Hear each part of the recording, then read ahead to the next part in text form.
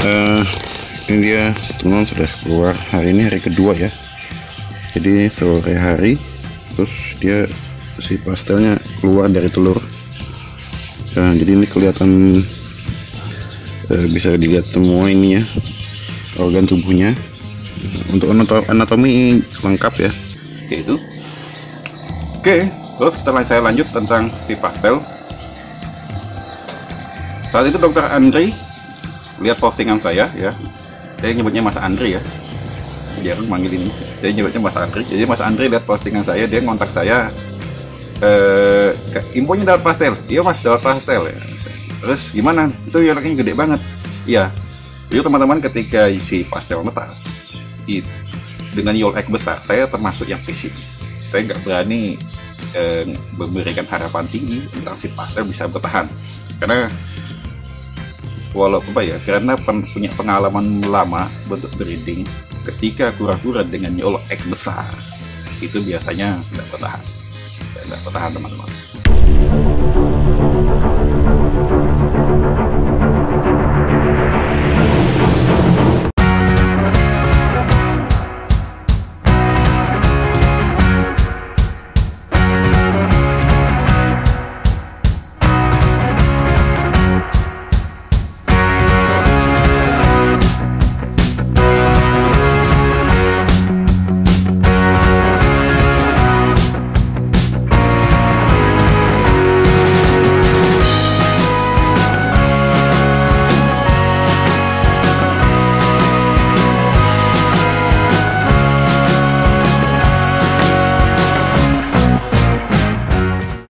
Dia lama-lama lemah dan akhirnya tidak bertahan, akhirnya koit. Dan itu diperjelas juga sama dokter Andri, sama Mas Andri. Katanya kalau yolk egg terlalu besar, ketika nyedotnya lama, itu nanti lama-lama yolk egg-nya akan infeksi, karena itu posisinya itu sebenarnya bagian dalam perut ya, yang untuk sari yang akan diserap perut. Jadi sebenarnya masuk dalam bagian yang di dalam perut itu ya, karena nanti lama-lama dia mengempes masuk ke dalam perut. Jadi artinya kalau terlalu lama, peluang untuk infeksinya tinggi. Nah, itu masuk akal penjelasannya dia. Terus juga karena emang selama ini dengan yolk egg besar seperti itu saya tidak bertahan. Apalagi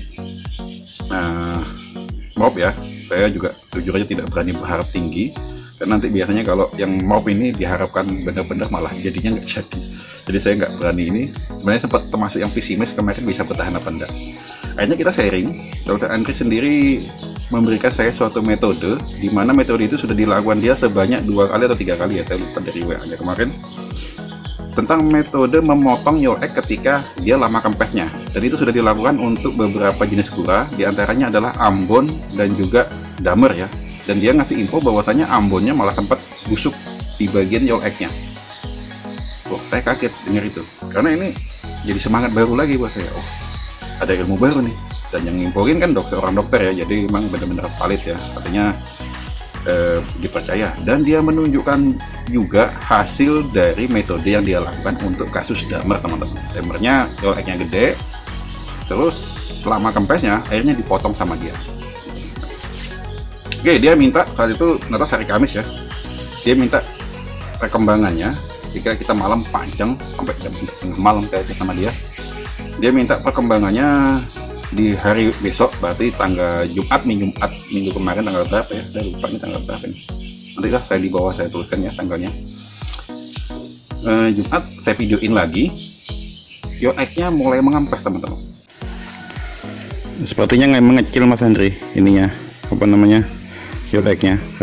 Nggak kayak yang kemarin. Nah ini juga tak lihat bagian dalamnya, nggak kayak kemarin. Kemarin itu di bagian bawahnya ini lemah betul. Nah ini agak bulat sudah ininya, apa namanya, yolk egg-nya. Walaupun masih posisi perbandingannya setengah-setengah, karena Mas Andri kemarin ngomong kura-kura bisa bertahan apabila saat menetas ya, apabila yolk egg-nya itu setidaknya 50% atau lebih kecil setengah dari ukuran babynya. Sedangkan yolk egg-nya tuh kalau kemarin lebih besar, ini jadinya setidaknya seimbang dengan kondisi babynya. Hitungannya masih besar teman-teman. Oke, saya sudah niat banget untuk melakukan metode yang disarankan, artinya memotong yolk egg-nya ya. Jadi metode itu menggunakan tali itu diikat di bagian ini untuk mematikan untuk gimana ya menjelaskannya, bukan dokter. Misalnya kalau kita tuh bikin peredaran darahnya berhenti ya, dimatikan ininya supaya peredaran darahnya berhenti, baru dipotong di bagian yolk egg-nya. Itu penjelasannya seperti itu. Saya susah menjelaskannya karena bukan dokter ya. Terus sudah siap melakukan itu, alat-alat juga sudah, alkohol juga sudah beli. Awalnya saya kira harus pakai karter, Mas Andri ngasih tahu menggunakan gunting supaya lebih enak, tulisannya juga lebih bagus daripada pakai karter. Oke, benar juga tak bilang begitu. Jadi sudah siap-siap, saya sudah kapanpun dilakukan sudah menyiapkan diri, karena saya juga berharap saya mau dapat semangat baru ya ketika dia menunjukkan foto damernya yang melakukan metode itu dan bertahan sampai sekarang. Jadi saya punya semangat baru, asal saya harus bertahan ya. Oke. Terus Sabtu saya masih nunjukin, mulai tetap masih berkempes sekitaran ya 80% kempesnya ya. Jadi sudah masih kurang lebih ukuran yolk egg dan ukuran badannya, tapi sudah lumayan kempesnya. Saya videokan lagi ke Mas Andri. Nah ini dia Mas Andri, ternyata sudah keluar tadi, langsung tak pindahkan ke dalam air. Nah ini yolk egg-nya segini nih, ya lebih kecil sih kok dibanding yang kemarin atas. Nah kira-kira ini besok gimana? Nah ini kakinya itu bagian belakang lipat, jadi kayaknya nggak fungsi, lipat gitu aja dia. Jadi kayaknya kaki depannya aja yang normal, yang belakangnya kayaknya sih nggak normal, tapi nggak tahu ya nanti. Kan dia baru keluar dari masanya, dari telurnya. Tahan aja dulu. Oke, tahan dulu. Jadi Sabtu Minggu saya tidak di sini. Senin saya videokan lagi. Ayo Mas Andri. Nah ini dia yolk egg-nya, tinggal segini. Hop hop hop hop. Nah ini dia. Nah lihat lubang ininya, lubang kapasnya, lubang pastornya ini gede Mas. Jadi kalau mau ikutin cara Mas Andri mau ngikat tuh bingung juga saya. Nah tuh lubang ininya.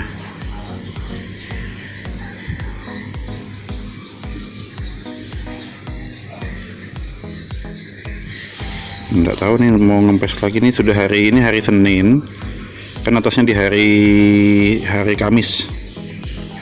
Jadi ini sudah Kamis, Jumat, Sabtu, Minggu, Senin, 4 hari. 4 hari 5 hari nih. Kamis netas, Kamis, Jumat, Sabtu, Minggu, Senin. Nah ini dia. Jadi nih minta solusi gimana kira-kira. Kakinya emang nggak sepertinya sudah mau ini nggak lengket lagi di bagian belakang, cuma ya emang kayak ini kaki katak ini.